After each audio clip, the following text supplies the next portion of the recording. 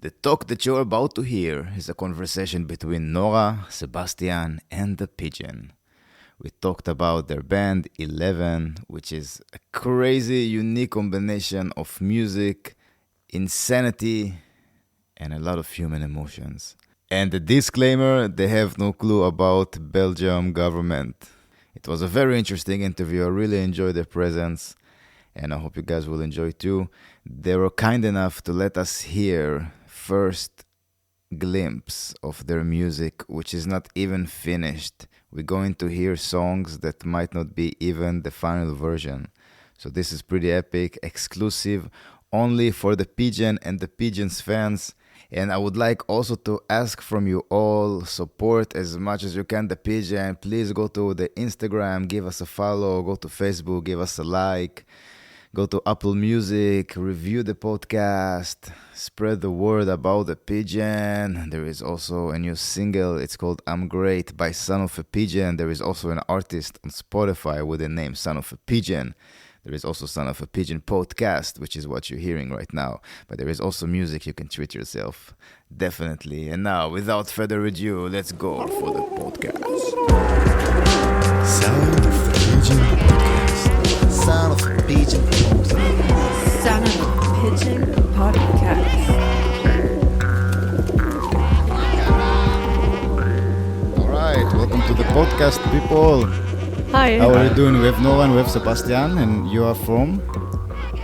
I'm from Belgium, actually. Yeah, but I'm in the band, actually. What is the band? How do you call it? Sorry. Yeah, we are we are the band 11. From Berlin. Yeah, from Berlin, yeah. Cool, yeah, and you have very complex music, jazz. It just, I don't know, it sounds like organized chaos sometimes. Yes, the style is very hard to describe, I think. It's really a mix. It's really fusion of everything. Like pop, rock, jazz, avant-garde. So it's really hard to describe. Yeah, that's the best music, I think. When it's very difficult to describe, there is something comes from a deep place where you can really not name it anyway. Yeah, I guess as you describe it, like chaos, organized chaos, maybe it's because we have kind of strong jazz background. Like we went to the conservatory in jazz, to learn jazz, and so maybe there is this kind of really will to improvise and to also react really with the moment and interact with each other, and not only stick to a pre-existing structure, like really be more free with how we play and interact when we play. So maybe that's that can explain this kind of description that you the make, chaotic, yeah. It's not really chaos if you understand what the music is about, but not like what the song is about, more like how the music components, the musical goes within each other to create a movie or a picture, or I don't know how to call it. Yeah, there are a lot of different moods also. Yeah, exactly. In the composition, we have also tempo changes very often and kind of extreme changes of moods, and they're like, sometimes people say it's not just one song, it's like 3 or 4 songs put together, Yeah, exactly. Especially your live, when I saw the videos, it was really interesting to see you guys. It's like you understand each other as well, how it goes on stage. So for me, it feels like you play with each other for a while. Yeah, it's been 1 year and a half almost now, but yeah, with Nora we had a duo before. Like we play since 3 years together, and then the drummer joined in summer 2021. Yeah, but I guess that's yeah. Yeah. Nice. So Nora, you're from Berlin? No, I also was living in Belgium. So both of you from Belgium. Cool. Yes, but I'm not really Belgium. I have like I'm German, but I live there as a German living in Belgium. And that's where you met, in Belgium? Yes, yes, yeah. How was the scene in Belgium? Yeah, we we were in Brussels, so we studied in Brussels, and I mean, yeah, mainly the things that happen with music, it's in the capital, and I guess maybe for us it made sense also to move here because I think maybe I have the impression that in Brussels it will be more limited, maybe the opportunities as a small band to grow and to like also, yeah, maybe we don't fit into our really straightforward category or in a common category, I would say. Like we are a bit in between the jazz and the pop world, and maybe in Brussels, maybe here it's, yeah, I just want to say maybe here it's easier for us to have opportunities and gigs than in Brussels, I think. It was a planned move to come to Berlin. Yeah.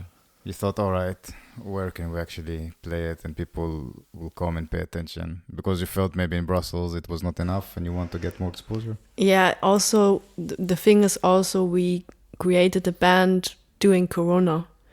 So this was also the time, so we don't really know how it would have been if we have tried the same things in Brussels, because we were still studying there and it was nothing happening also the last 2 years when the bands really started. And so that's also why we can't really say how it would have been in Brussels for us, because Brussels is still there are a lot of things happening. It's smaller than Berlin and there are less opportunities maybe, I think, but it's still a lot of different musical styles. But yeah. Yeah, I've never been there. I have no clue what it's like to be in Belgium. I only met people who came from Belgium.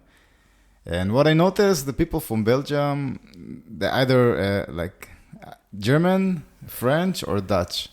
Yes. Yeah. So there is not like a true Belgium or something like that. That's what I feel. Yeah. Maybe I'm wrong. It feels always there is like somehow we got together in this country. Yeah, that's about it. Yeah. What's the history of this country, of Belgium? What the history? Yeah, how did it came to be Belgium? Oh, it just kind. Oh, Is there even a Belgium language? And also the government No, in Belgium there is is no Belgium language. There is the Dutch community and the Walloon community. Normally, the two main languages are Dutch and French in Belgium, and normally everyone should be able to speak those both languages. But in the fact, it's not really like that. Like especially the francophone, the French-speaking part doesn't really speak well Dutch, and so it's a bit of a weird. Yeah, it's true. It's a weird combination, like having two different, speaking parts, and it's a weird. Also, the thing. government and the way the way the control on the country is being made from the authorities, it's a bit strange as well, right? Yeah, maybe you know better, Sebastian. Yeah, like in our country, it's like there is also always this kind of joke or gag that we are so small and we have so much ministers,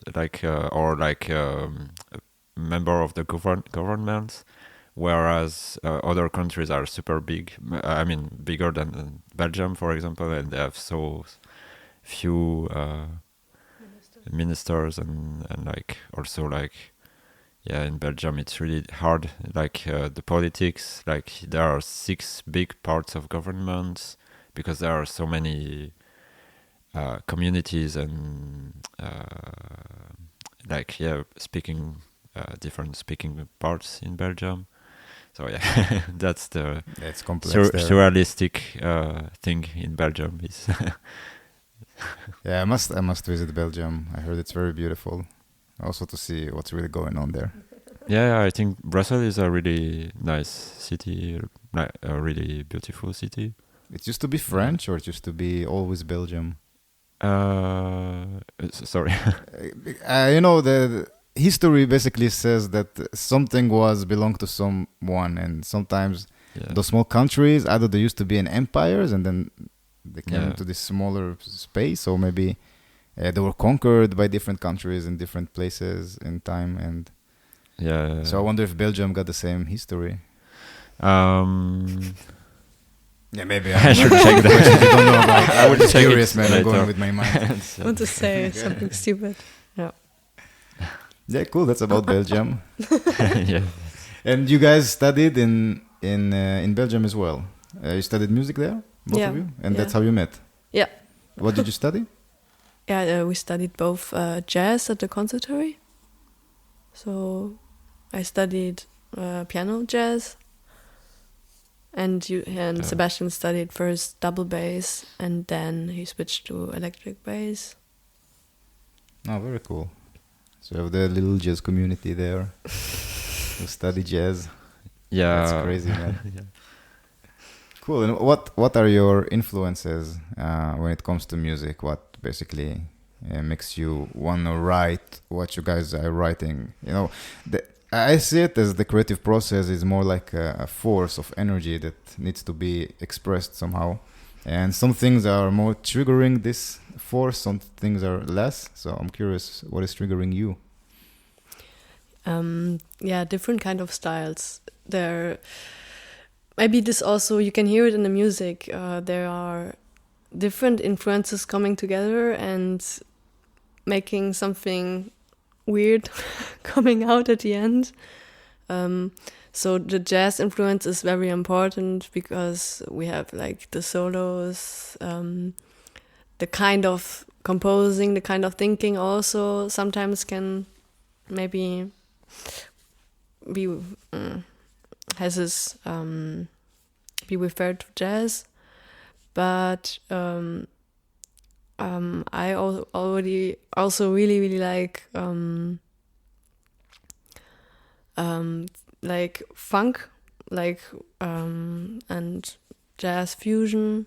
I really like into this too, and Do you have certain artists that you really appreciate and you follow? I really like John Scofield.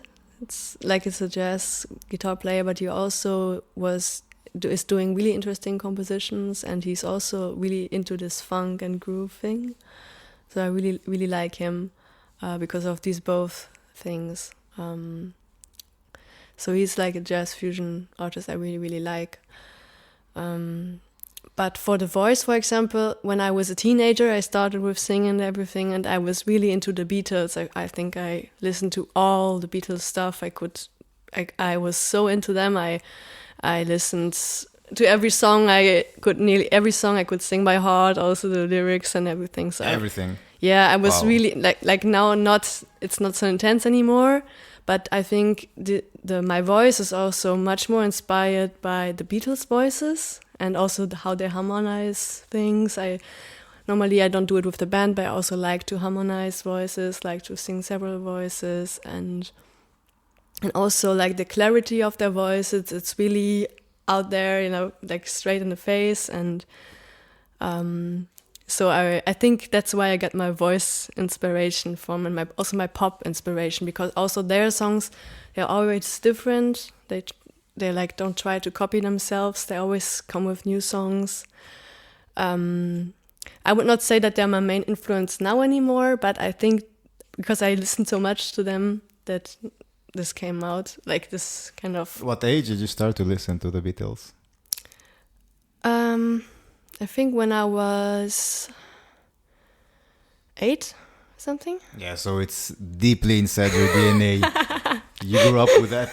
There is Beatles in your body cells. Yes, definitely.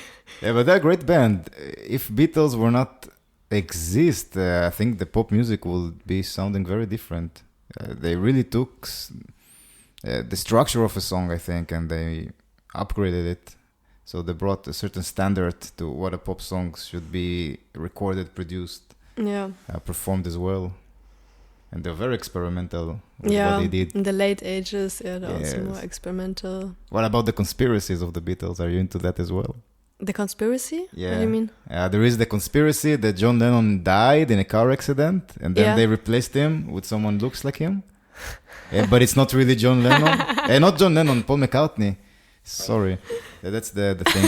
And then people really go deep inside their songs. So you have people, I don't know if you can call it the science of the Beatles conspiracy, but they really go into that. And they show you songs like Come Together, for example. You have 1 and 1 and 1 is 3. So it means like only 3 band members. So the one is dead already. Oh, okay. Yeah. And I if you don't play think- some songs in reverse, you have those messages. And then you have aliens talking also, and Yeah, you that's play always. them in reverse. Yeah, yeah. With Britney Spears, there is some evil stuff going on as well when you reverse the... Oh God. Uh, No, I'm not so a conspiracy fan. I think, but yeah. Yeah, it's a strong thing with the Beatles. So I'm curious. about it. And what about you, Sebastian? What is your influences? yeah, I also like really a lot the Beatles. I maybe not as much as Nora because but yeah, I started with the guitar actually, and I was into rock until I started listening to jazz at like quite late when I was 18. What kind of rock were you listening to? Jimi Hendrix or the Beatles or like Led Zeppelin also. But then I think the influence now is more coming from a lot of different stuff from jazz, and also I'm a bass player, so I'm also really into funk. That's the reason to get a bass. I think for me it was a reason also, like Jaco Pastorius. Oh, he's insane. I think that was a motivation at first for me, but after some time you realize you can't just be Jaco Pastorius. Yeah. You start to listen to other stuff also. He turned the bug into the jazz, Jaco? Or he got you into bass? Both, I guess. Yeah, I actually like the first jazz bands that I listened to were Weather Report, for example, and his band also, his project. So I think that's what got me into jazz and also bass also at the same time, because I started bass also at that time also. Then I went more into traditional jazz. That's when I started to play double bass, and then went back to electric bass finally. Yeah, to get a double bass, that's a statement. You don't just wake up and you say, I'm going to buy a double bass. And you need to carry it with you everywhere you go if you want to play it. Yeah, It's that a big was statement. Yeah, But you it's really really have cool. to be really into it to stick with it. I mean, because I was into it, but not as much as really you have to be really into this instrument to master it and to play it And you also got an album that you guys are working on. Is it an EP or is it a full album? The next one, you mean a new EP we're working on right now? Yeah. There are some songs that you sent me. Yes. And we're going to listen to them. They are part of the new material that you guys have. So if you can share a bit Yes. on it, what it's called, when you're going to release it, and all the other stuff that you guys want to mention, of course. So we don't know when we are going to release the new material yet, but we are about to record some new stuff, and the new songs are they're really different than what we did 1 year ago. So it's really changed completely. Now we are playing much more fusion and funk than before. Also before I already just played with the acoustic piano. Now I have a small synthesizer that I use. And Additionally to the piano? I still play the piano with the band. But now the new songs, they have this kind of electric sounds and really a new touch. And they're more energetic. you can, on some songs you can even dance, and before it was much more calm and like intellectual music more, and now this has really changed. We have no plans yet when we are going to release a new EP, but I think we want to make something next year, and like maybe in spring to release something, or a bit later. And yes. And then go on tour. What is the plan? No plans yet. Ideally, yes. If we find possibilities to go on tour or to play in some nice venues with the new songs, that would be nice. Yeah, there is good jam. There is good jazz session scene. I'll say it again. There is a good jazz scene here in Berlin. Yeah. Yeah, I think there's not much scenes musically here in Berlin. I would say most of it's like techno, basically, and and jazz. There is also big Arabic music scene here, which is beautiful. And singer-songwriter music scene also. Yeah, this is true. It's huge. Yeah, thank you for reminding. Yeah, Berlin is cool. There is good stuff here. So we will play one song. We'll start with the first one. What is it called? The first one, it's called Empty Seats. Empty Seats.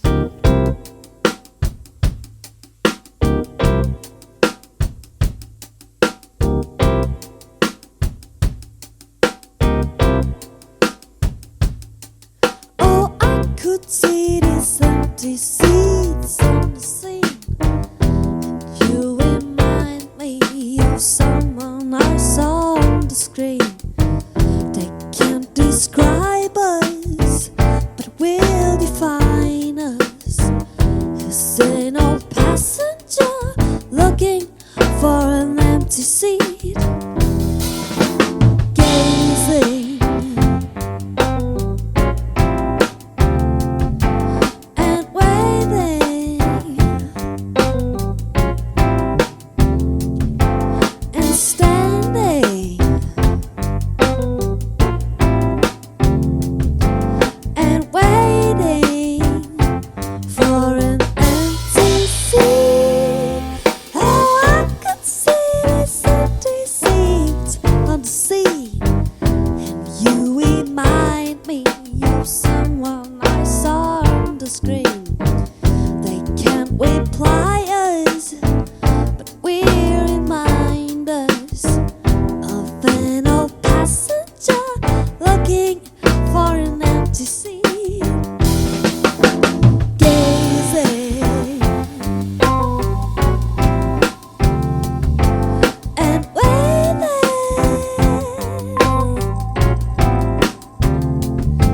and standing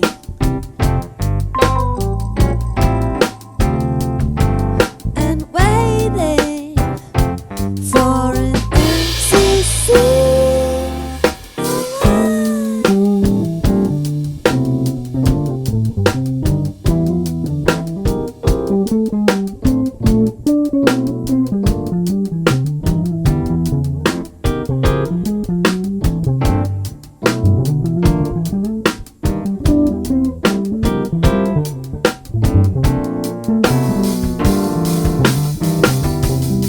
Oh, I could see these empty seats on the scene, and you remind me of someone I saw on the screen. They don't reply us, but will remind us of an old passenger looking for an empty seat. Gazing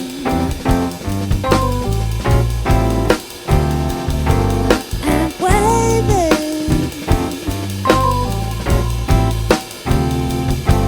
and standing, oh, and waiting for an empty seat. Oh, I could see these empty seats on the sea.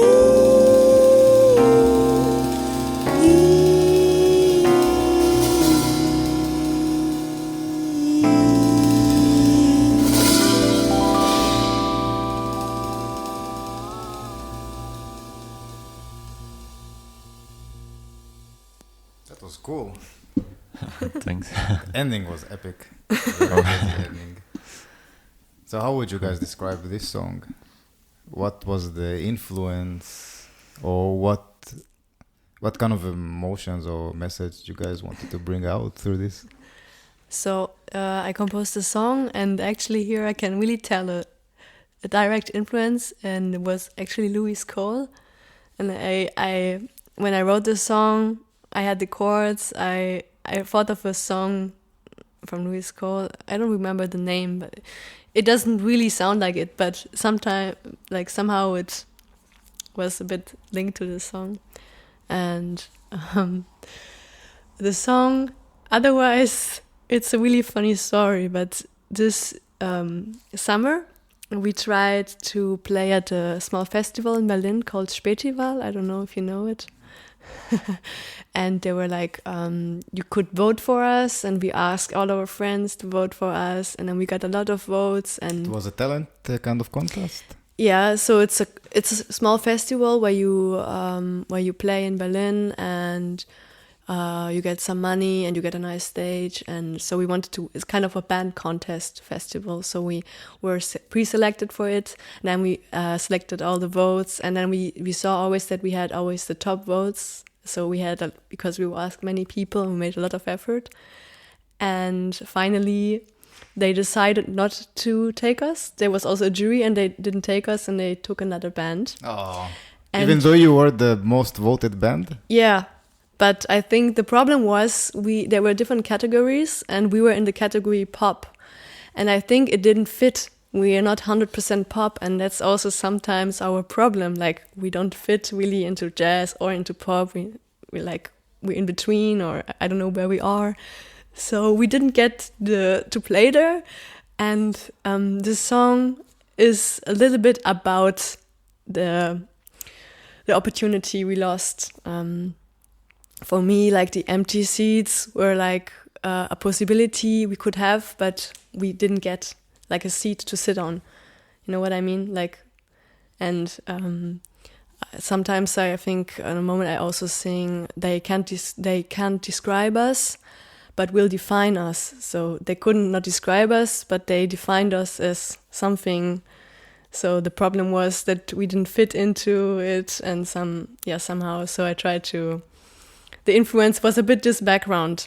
On the other hand, I always think it's nice that the lyrics are not too clear, so that you can also think about something completely different, and just think about what you would associate with an empty seat. You can also just think about some old guy in the S-Bahn who's looking for an empty seat, and nobody gives him an empty seat, you know? So, yeah, but that's the background of the song. So it's a bit a song for the band in our struggle. Yeah. Yeah, that's the art of a text. I want to say that to mean something but not meaning it. Yes. So it will be clear but open. Yes. That's the art of it. Yeah, that's it. Also that there are different things at the same time that could be that playing a role while writing it. It's not only this. I don't know. But And how you go with the writing, music-wise? How does it work between all three of you? How do you? I don't know if you not share it. Well, what's the word in English? I know in German, Thailand. How do you separate it, and how each one contributes? What is the writing process as the music? So yeah, mainly. I mean, we played two compositions of mine, but mainly it's Nora's compositions. Like this one is Nora's composition, so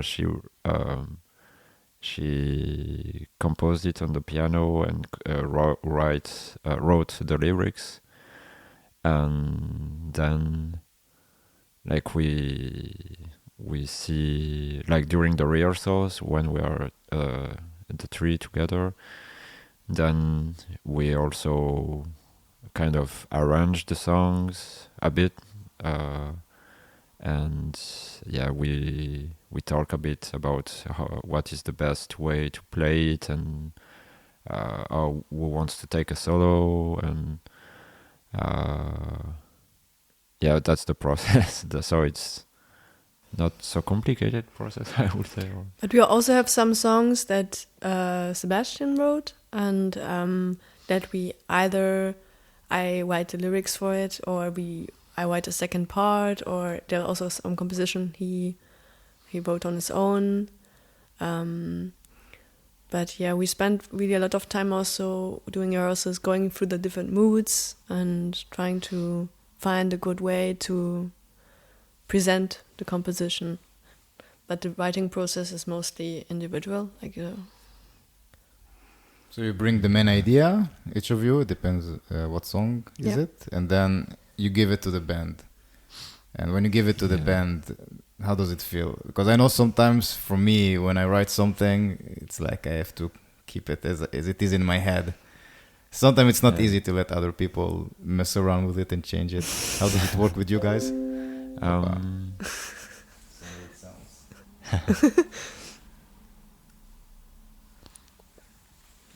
Yeah. I mean, yeah, you proposed the most. Actually, I'm really happy because I go mostly there and I just play my song, and then like often we rehearse it already together before, so we talk about the harmony and everything. And our drummer, he's a really good listener, so we play the song and he just tries out different stuff until he finds what's working.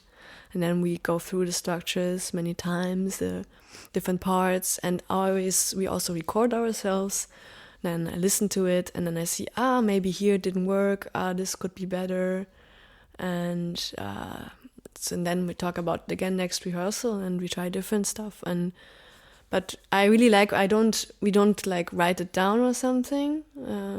Even if the songs are more complex, I always work with recordings and not writing down so much. And then we just play it and try to get the feeling directly of the song.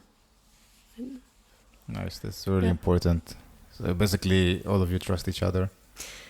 And you know that you're gonna bring a song and the rest gonna make it better. Yeah, I think Yeah, this is really good. Yeah, it's also kind of unusual because a jazz band normally they're not really working like this. We work more like a pop band, actually. In what way? How jazz band works and what is different in your way of working? Yeah, I don't know if not every jazz band works the same way. They're really we're not generalizing here. We are very individual, especially in Berlin. But normally you come there with a sheet, at least a lead sheet, and you have something arranged. If you have like many people playing in the band, and so it's more spontaneous when we rehearse. We just play, and then we see, how, like I said, how it works, how it sounds. If we don't like it, if we like it. So it's more just like jamming along the song and then seeing what happens. Yeah.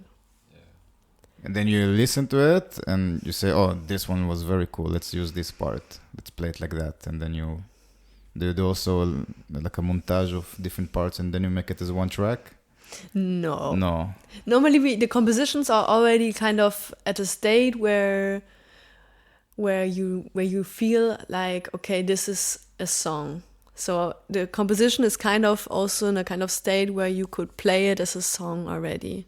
It's more about the structure and the solos and the moods and the dynamics. And but sometimes it happens that I write something and then we try it and we play it for some month and then I say, okay, this was crap, or okay, or yes, or no, we should maybe fusion this with this. And we have some songs where that really a fusion of two parts, or but mostly you have a song that you play on piano and sing, and most of the time we play it and it sounds good. You don't change a winning horse. But it's cool. I like the way you address the music.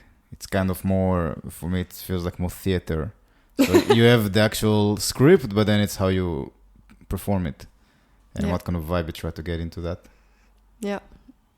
All right, shall we listen to another one? What is the second one called? The second song? The second one is called In a Way. In a Way. You want to share a few words before we listen?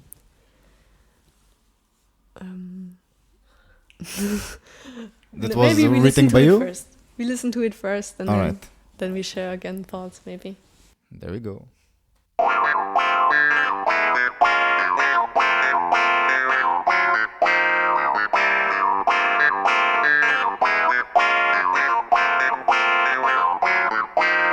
In a way, it works in me. Tonight is fine, but you're away. In a way, it works in me. Tonight is fine, but you're away. In a way,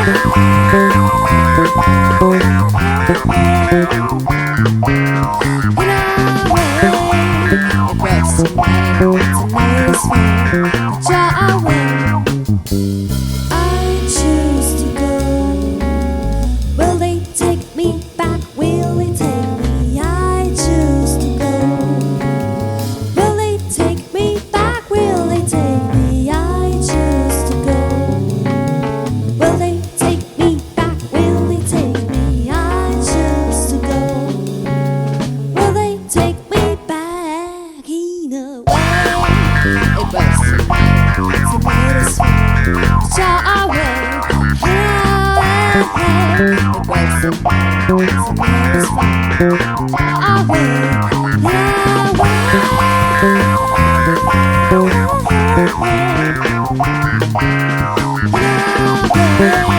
It works for me. Tonight is fine. You're away. You can decide if it's your night, if it's your night. You can decide if it's your night, if it's your night. You can decide if it's your night, if it's your night. You can decide if it's your night. In a way, it works for me. Tonight is fine. You're away. It works for me.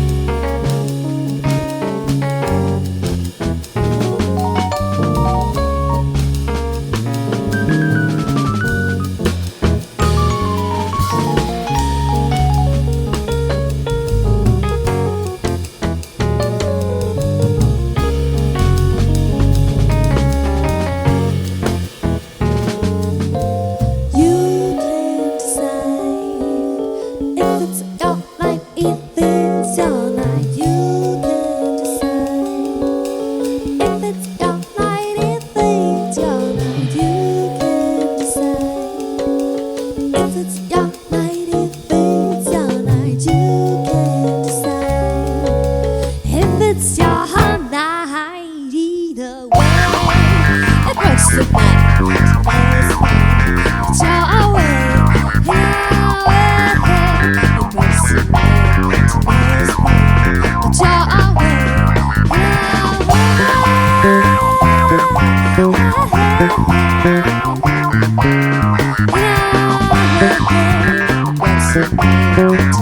fine. You're away.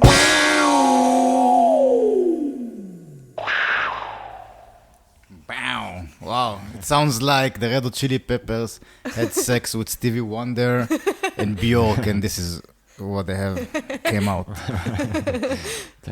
Thanks. Yeah, really good stuff. I like it. Thank you. And the key solo, incredible. Yeah. Yeah. Thanks.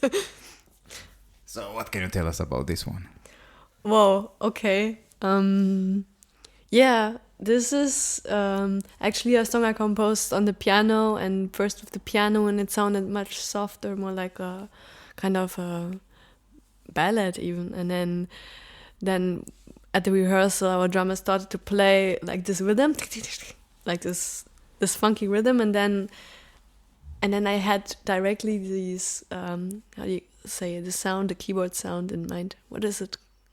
Normally, like an instrument, it's a no, it's yeah. Funk. no, synth it's sound. like Rhodes, Clavinova? No. like something like this. I think Clavinova is the Yamaha digital keyboards. Yeah, pianos. but it's no. I have a Roland, but it's Yeah, I know what you mean. yeah, these Wurlitzer? kinds of I don't yeah, something like this. I'm Okay, not sorry, this is not really It's professional. We're not professional in anything. But yeah, then I had this in mind, and then we played it like this, and I was so happy. Yeah, this is really cool. This sounds really funky, and this is how we should play it. Yeah, that's the Stevie Wonder sound. Yeah, Every it's a time, bit this kind of sound. Yeah, the Herbie Hancock sound. You know. Yeah, It's a Herbie bit- Hancock. Yeah, true. Yeah, it So- really reminds me of Superstition. Yeah, a little bit like this. Yeah, that's true. Yeah. It's the most grooviest keys I ever heard in my life in the song. Yeah, Superstition is really cool. Yeah. Just how he plays it. Yeah. So this. Legend. Yeah. Yeah. And then we have the other part that is more weird with some weird chord changes, and I really like to put these two together and create this contrast between these two parts. I think this is cool with the song. Yeah. And those two songs are from the last release that you already put out? No. No. So These all are of the this is new new. This is the new songs, and yeah, these are the new songs. Oh, very cool. Yeah. Very, very cool. And I assume you guys don't record with a click. Because there is so many changes. Maybe the click will destroy the feeling of the playing the song like that. Yeah, I think it would be really hard to stick with the click, like with these tempo changes and different parts in the song. Yeah. Yeah. We tried to record with the click last Yeah. time. But How did it went?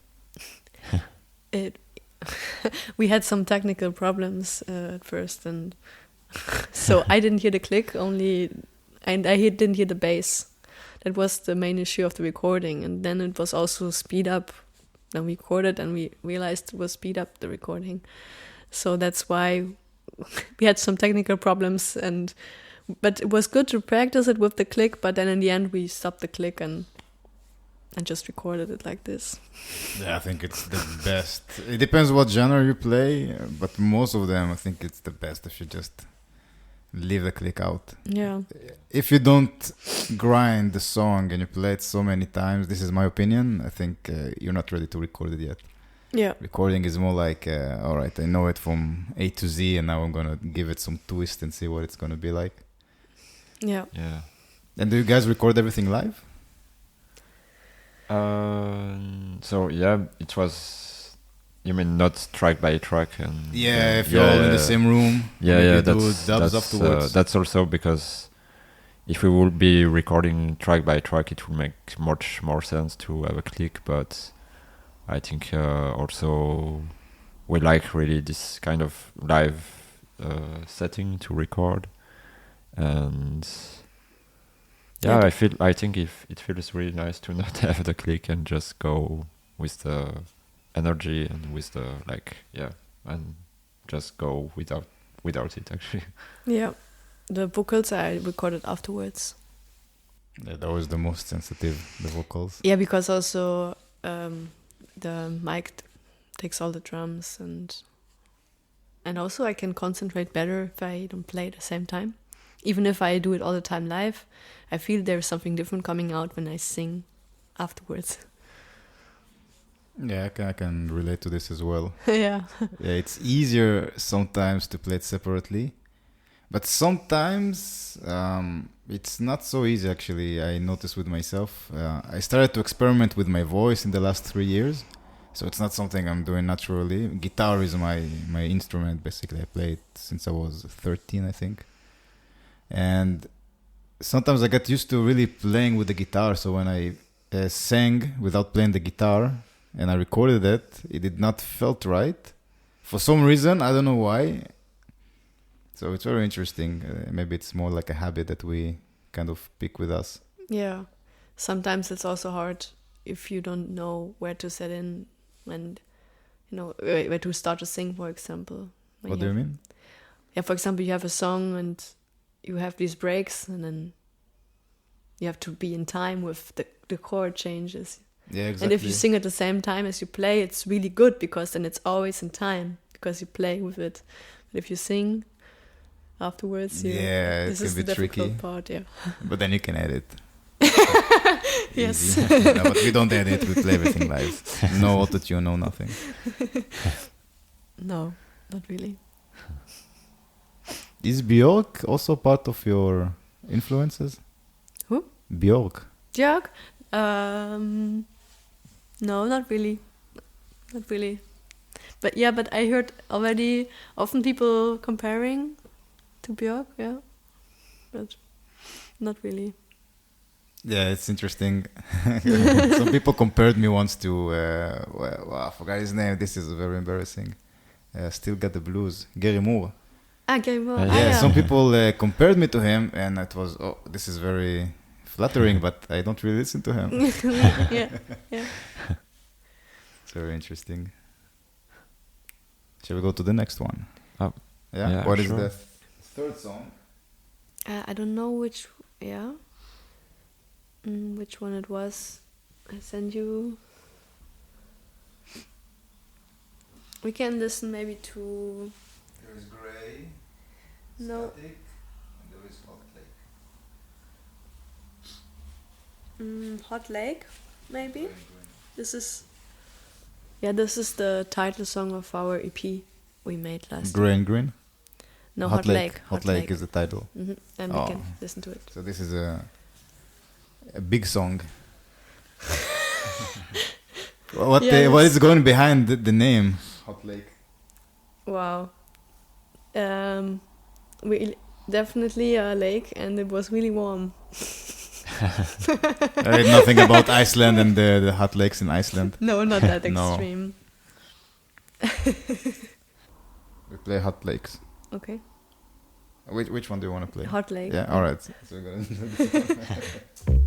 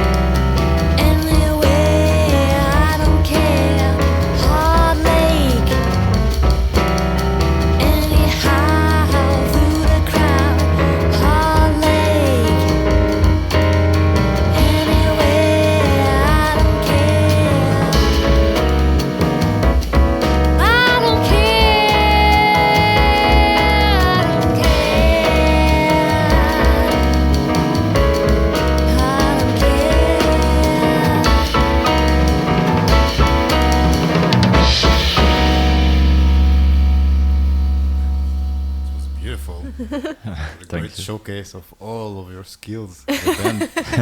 Thanks. Yeah, Thank good you. solos. Thank you. Obviously, there are hot lakes everywhere, and you don't care. What's going on there?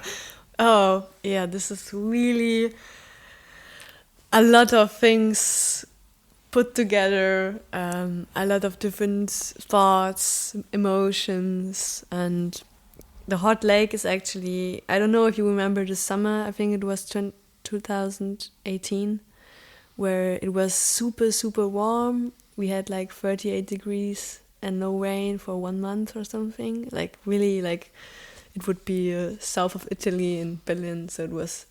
I don't know if you remember this, if you already were here, but it was so warm and the lakes were also really warm. So that's the main inspiration. Is the summer when I composed it, and then there are a lot of other thoughts and about life, about relationships. Once I also say I'm sitting on a rooftop, and in Brussels I actually had a rooftop where I could sit on, and really nice to sit there outside. I had to climb out of my window, and I could sit there in the sun This is and beautiful. chill out. And it's also in the songs, sitting on a rooftop. And I don't know what I sing. I don't care. And then living is like swimming. Yeah, you don't care. So it's What do you mean I don't care? Is like I'm chilled or fuck you all? What is I don't care type of it? I don't remember actually, because I composed this song. Like it was, I started to compose in 2018, and we put it together later. And so I don't really remember what it was, but it was mostly to not to stress yourself. And I think I was also meditating a lot at this moment. And you stopped meditating now? Not as intensely now, but then I discovered it for me. So maybe, yeah, these are things that maybe influence the lyrics of the song. And I remember with the song we spent a lot of time rearranging it and doing the different parts, and we spent a lot of time as a band also working on this song. And it's really hard if you have all these different parts that still it's a whole song in the end, and not, because this middle part is really slowing down, and afterwards we're going back to the fast part and how we're doing it, transition. And I remember it was a lot of work on structure work on the song afterwards. Do you have anything to add, Sebastian? Yeah, just like I think it's also one track that moves a lot between different parts and structures, and it's also kind of representative of what we do. I guess. Yeah, it's very cool. Do you guys have other hobbies except music? No. Sometimes musicians are all full in. And I met already feel like this. Learning German. It's a hobby. Oh, wow. No, it's not. It's not just a hobby. It's like It's also a passion. yeah. But What are your hobbies? Yeah, what else do you like to do, outside music? There is no life outside music. yeah. Yeah. So No, that's not true. What do you like to do, Nora? I really like nature. I really like going swimming and going running in the nature. I also really like watching interesting movies. I really like art. Are you doing cold showers and cold plunges in the Yeah, winter? yeah, Yeah, yeah, really? Where do yeah. you go? At the lake in Königs Wusterhausen, where we live right now. Where is it? Is it Berlin? Hmm? Is it in Berlin? No, it's a bit outside of Berlin, where we live right now. We also want to move to Berlin soon, but we live right now outside the city, and the advantage is that there's a lake just next door, so Yeah. I can just go there in the morning, swim. Oh, this is so nice. This is very cool. How long do you last inside the water in the winter? Not long. You have a timer? No, I don't have a timer. Have you done it also, Sebastian? Oh, not in the not now, not in the winter, no. But in the summer, I enjoy going to the lake. But The challenge is also to enjoy it in winter. yeah. You're also doing it? Go on. Yes, not so often as I would like to. Last time I did it was last week on Sunday. Yeah, cool. It was kind of 2 degrees, I think, something like that. It was a time where I was really in full in. There was no hot showers for at least a year. It's maybe 2-3 years ago.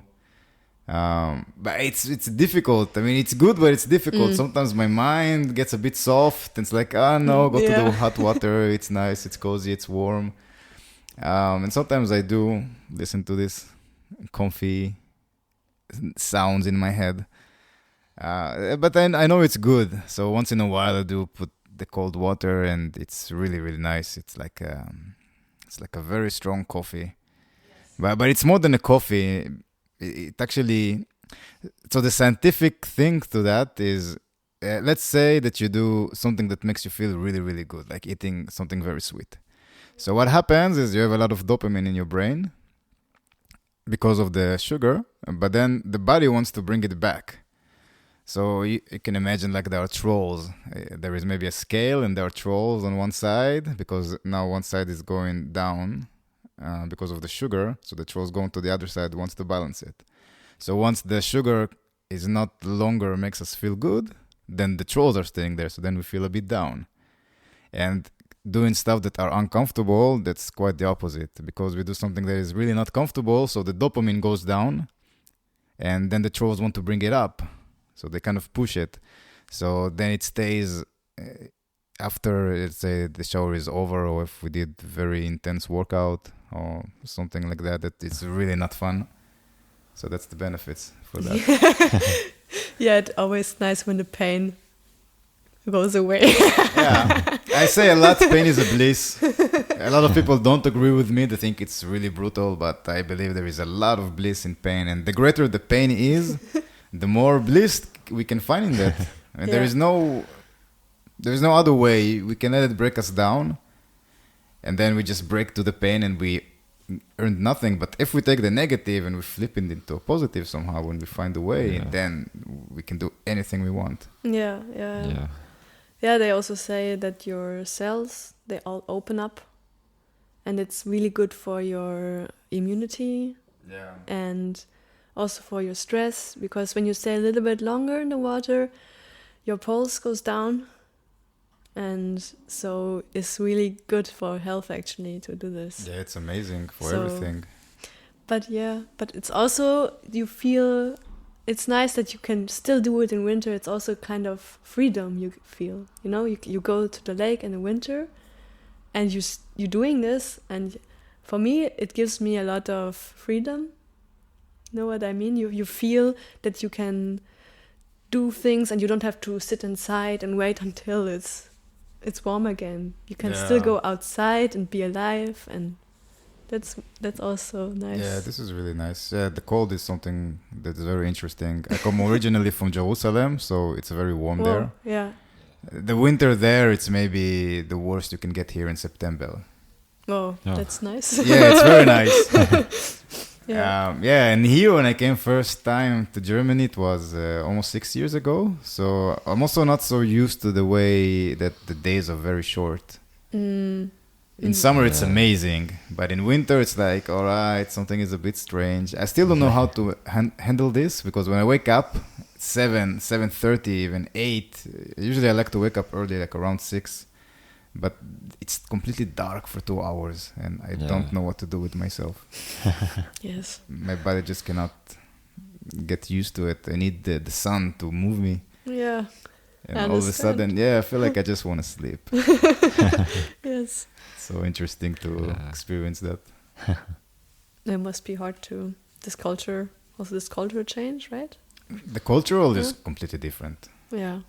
But you can see a little bit of the cultural, especially here in Berlin, because there are many people from the Middle East. So you have this kind of mentality that I'm used to there, which is more like, it's the opposite of the European mentality, especially the German. Germans are more like stay back, a bit shy, not really. How do you call it when someone is talking loudly? Yeah. Yeah, and in the Middle Eastern culture, I think everywhere that is warm enough, it's the opposite. People are very loud, they're very close physically and also mentally. You know, in Israel, you can meet someone, and if there is good vibes, so they can invite you to a dinner. And then you find yourself sitting with someone you just met a few hours ago with his whole family, and you eat like a king or like a queen. And wow. yeah, and this is something that I really like about these cultures. Yeah, that sounds really nice. Yeah. And everyone are open. They just want to invite you in and to make you feel good and to connect. Yeah. But also there is the downside. Sometimes there is too much violence in hot places. Yeah, it's interesting how the temperature affects us as people. Yeah. Yeah. Before I was in Belgium, I lived in Sweden as a child. So this was even more cold and more extreme. You're born in Germany, then you moved to Sweden? Yeah. This is a difficult story because because of my parents, I moved abroad and I lived in Sweden for a while. And how was the experience? Yeah, it was really nice for me as a child to live there. It was really nice nature, and I think this also still is something that gives me a lot of inspiration for composition is nature. And in Sweden, we also were living close to the lake and the forest. For me as a child, it was really cool time. Where were you living there in Sweden? I was living close to Stockholm. Yeah, it's cool. Yeah, I love those countries. Yeah, they're a bit. They have dark side. Those places. It's even darker in the winter. Yeah, here, and also the mentality can be very weird. The people there. But I don't know. They have some attraction towards this Scandinavian / Viking countries. I really like the languages. I go more for the Norwegian language. I really like how it sounds. Yeah. And Danish is a bit strange, but the people are very cool in Denmark. They're really friendly. Yeah. But they're also reserved. So, how you say reserved? No, you don't say it. Yeah, I think so. I think Yeah. Okay. Reserved. Yeah, more closed people. Cool. Shall we go for the fourth song? Yeah. Static Relations. It's also on the album. So we're gonna talk about it afterwards. Static Relations.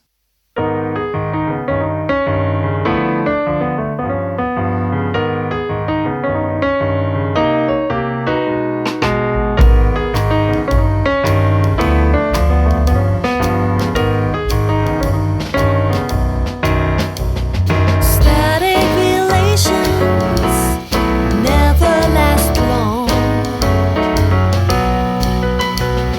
'cause it's in your heart where I belong.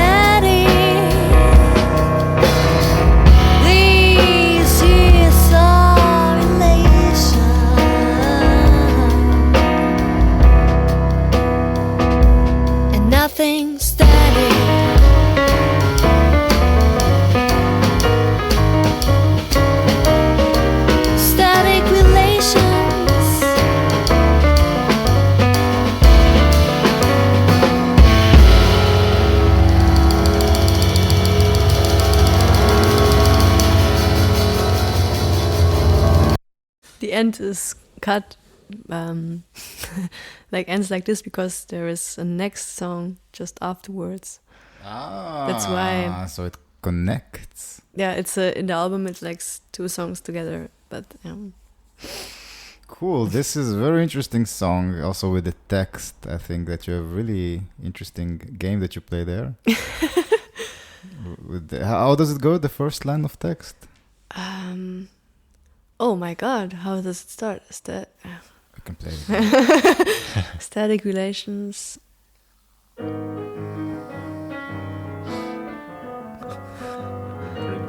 Bring you down. No, das ist ja. It's really Beatles.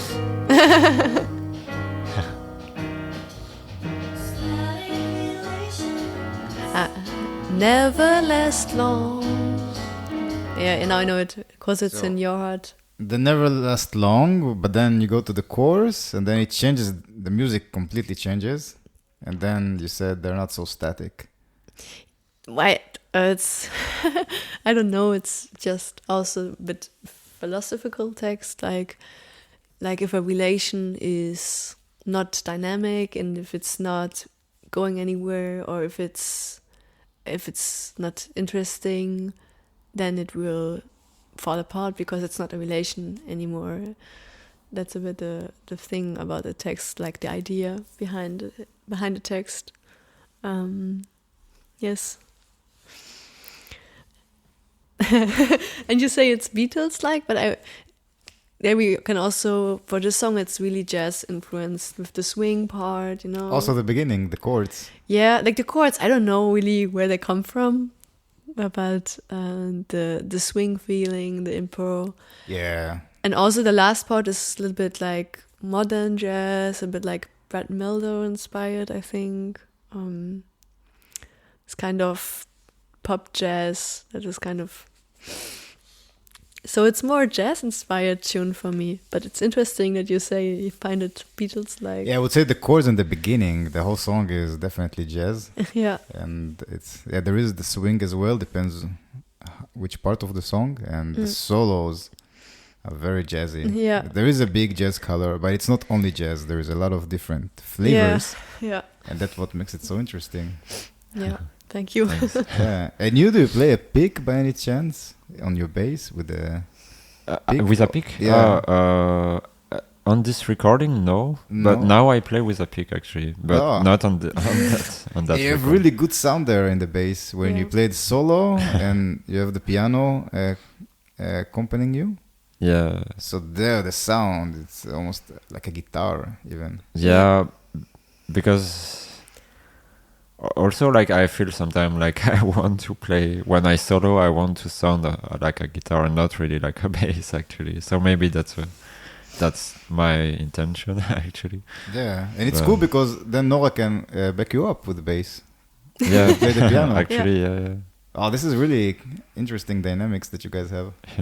And also it's like I really like to improvise on that particular chords change. It's really nice to improvise. What chords are it? I get. Yeah, the chords. I really, actually, this bass solo, it's my favorite part of the whole album. Oh, wow. I really like it. Thanks. I really like it also, not only what you play, but also what we do. No, I really like how you play your solo, but also the feeling is really right, I think, at this moment. Also, progressively, I add more and more notes to the voicings, and at the very end, there is this kind of where it gets more intense. Actually, these are chord reversions, so it's not on the tonic, so it's always, I think, on the fifth. Yeah. And then at the end, I add the tonics for the first time, and that's what gives this kind of deep feeling, like when this kind of crescendo when the bass solo happens. And I really like that. Also, to play it, I always make a nice face when I play it because I really enjoy it so much to play this part.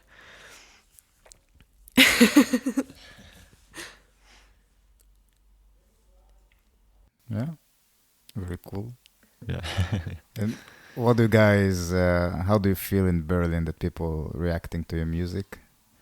It can be either fans who come to your concerts, or maybe you have some other bands that you like to mingle around with. Yeah. I Yeah, we have some people who really like our music. I mean, we're still kind of fresh band, I would say. Like, it's not. We still have to grow, and I mean, like every band, but still, I feel things are still kind of fresh, and so we should find our still really our audience still. So we are trying different stuff still, and like, so we don't have like a strong fan base or like, but that's what we are looking for. And yeah. But I think like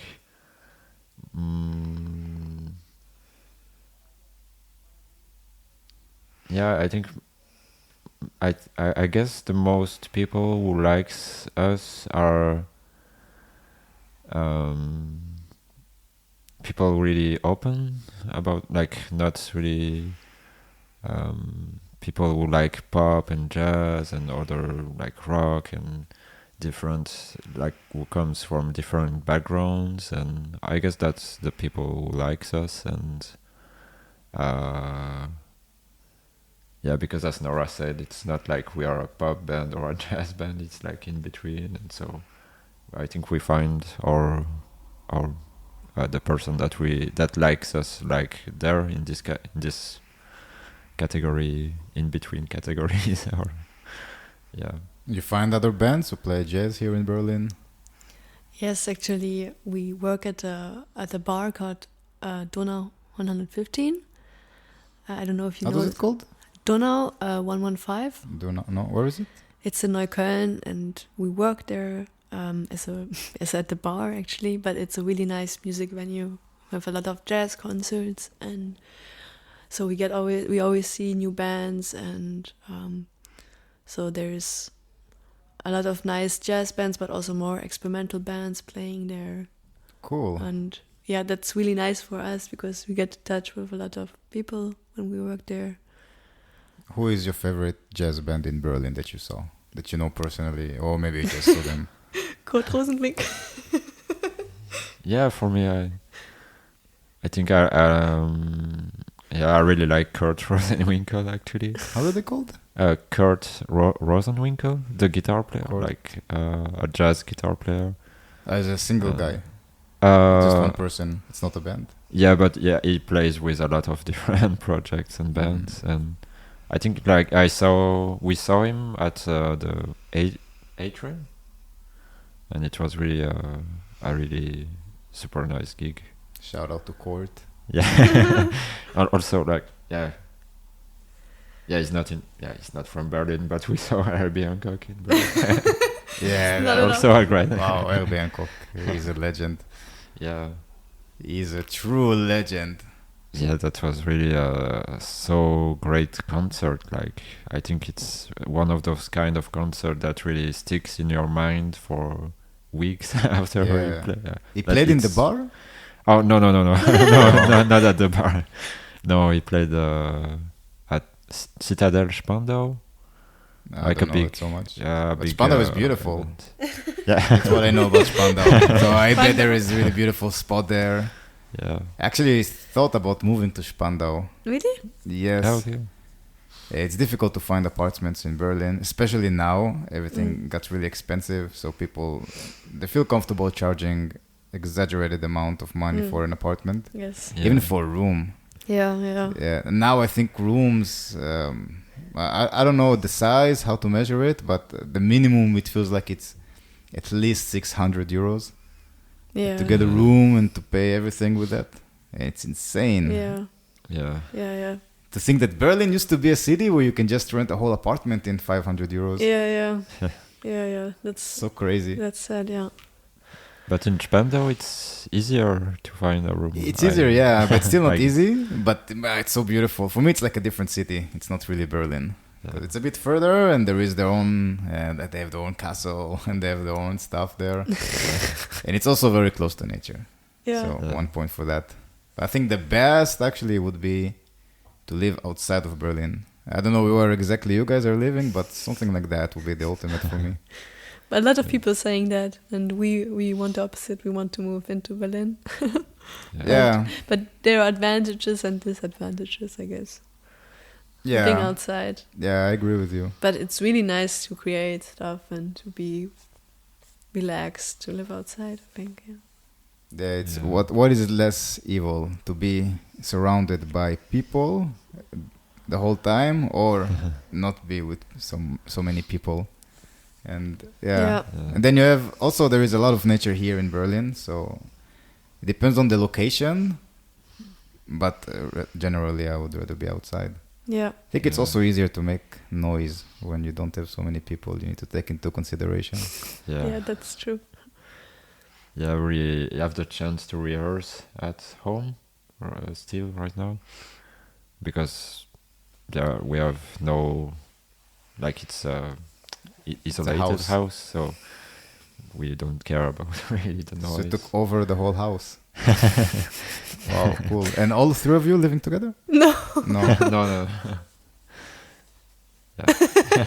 So where's the drummer living? Is he in Berlin?